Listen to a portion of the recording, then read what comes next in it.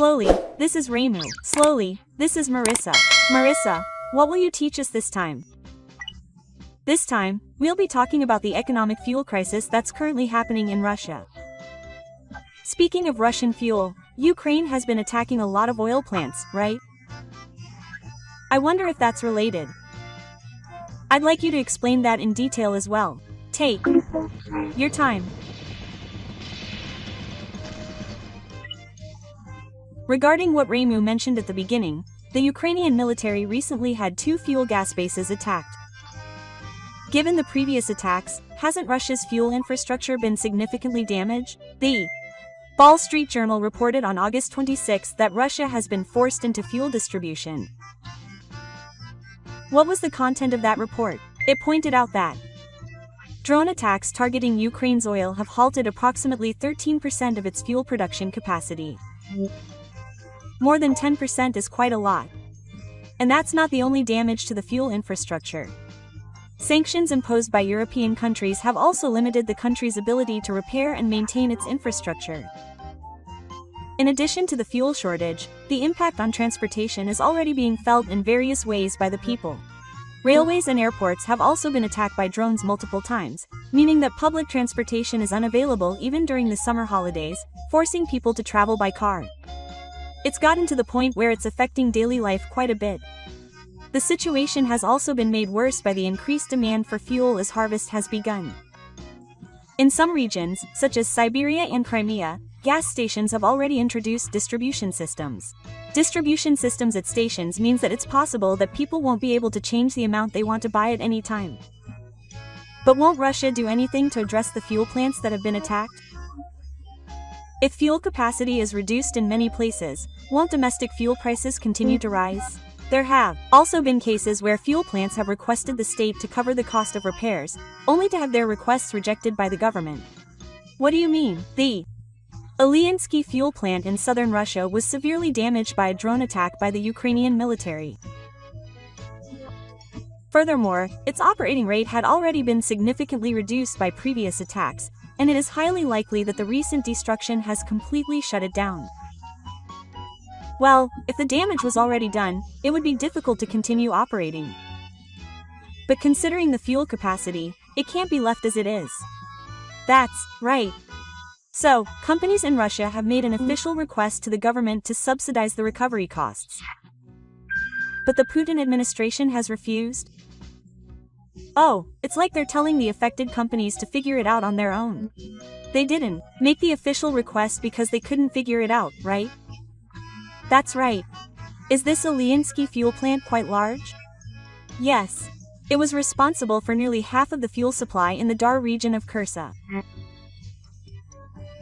The shutdown of this plant is expected to have a serious impact on the entire region, so private companies have effectively given up on repairing fuel plants in high-risk areas.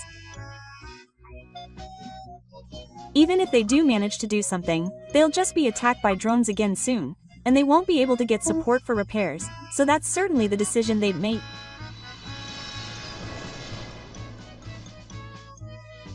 And because of this situation, fuel shortages have spread to mainland Russia. The first areas to be affected were the Russian-occupied Luhansk, Donetsk Oblast, and Crimea. And in mainland Russia, gasoline from the 90th and 92nd tanks is starting to run out, and there are reports that supplies have completely stopped in Dagan.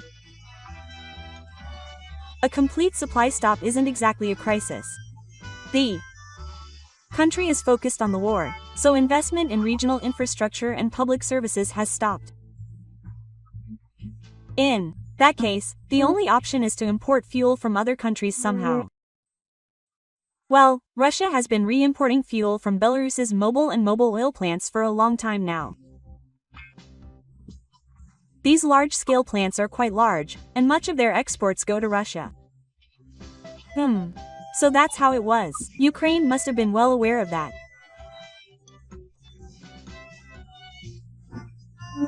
Weren't those routes targeted by Ukraine?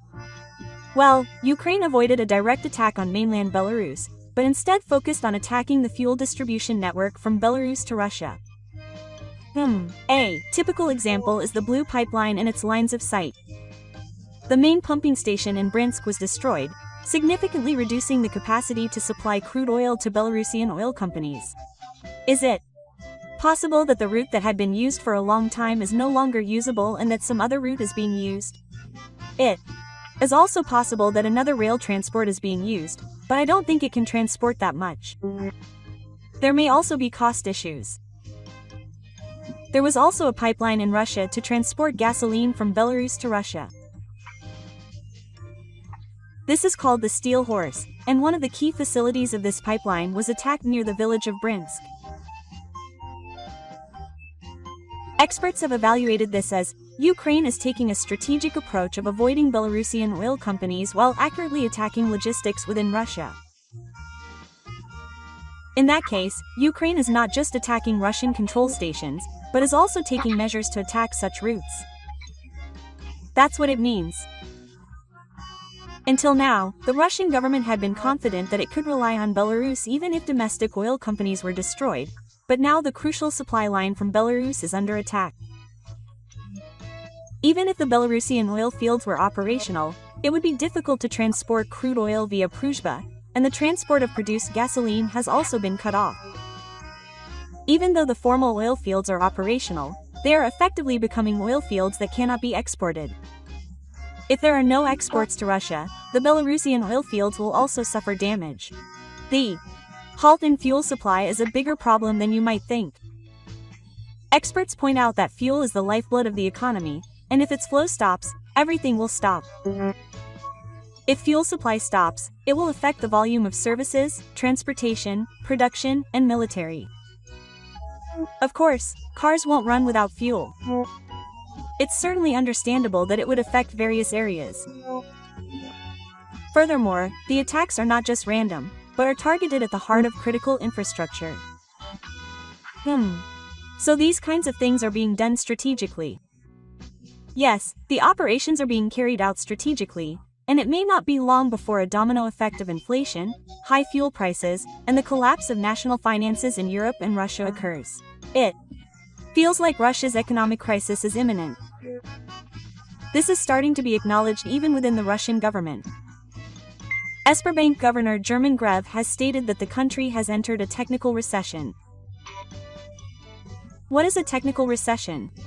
It refers to a situation in which real GDP has experienced negative growth for 2 consecutive semesters. It can be used as a simple indicator of an economic turnaround. The official definition of a recession is quite complicated, but this is an easy-to-use guide. I see. And the fact that Russia has entered a technical recession means that things are clearly not going well for it right now. Oh, and on top of that, Alexander Shevev, CEO of major company Severstal, has warned that Russia is facing a crisis similar to the one seen in the 1990s. By 90s, he's referring to the period of severe economic collapse and state dysfunction following the collapse of the Soviet Union. It's on a level comparable to that, isn't it? Sergeant Shevev then went on to say that if the shortage of funds continues, Russia's industrial infrastructure will turn into a pile of rusty iron. This was an official statement made at the parliament and addressed to the country's top leaders.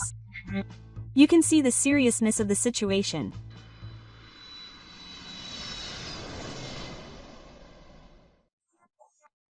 The Russian economy has been said to be in dire straits ever since the Ukraine crisis began, but somehow it has managed to hold on until now.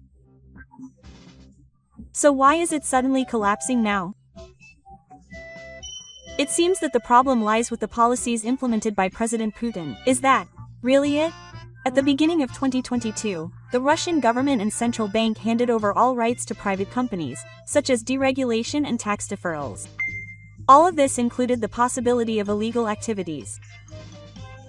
Somehow, that's very Russian. But thanks to these measures, the Russian economy temporarily recovered. So, isn't it still somehow managing to get by, albeit in a difficult situation? Well, it's as if they were told to do whatever they wanted. During this period, the Russian economy temporarily stabilized due to the accumulated foreign reserves, independent business activities, and temporarily strong oil and gas revenues. That's when the Putin regime changed its policy. The Russian economy was finally doing well. Oh, so they're going back to the original controlled economy. What exactly did they do? They ordered investments and instructed teachers to steal money. They also solicited assets without any legitimate reason. What? Soliciting assets without any legitimate reason?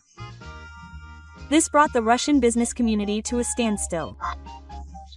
The previous policy had temporarily stabilized the Russian economy, but now it's changed. No one wants to invest in projects. There's no way the economy will improve in such an atmosphere. The government's approach to covering the budget deficit was also far from normal.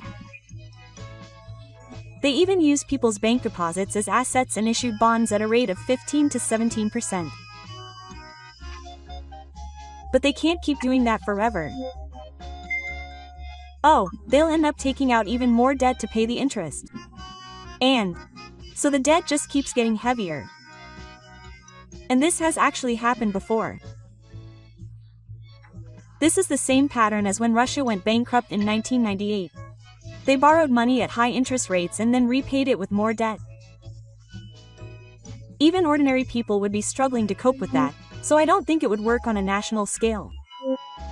What's more, the country is using up the people's savings. This is a huge burden for the people. But doesn't President Putin know that this won't solve the problem?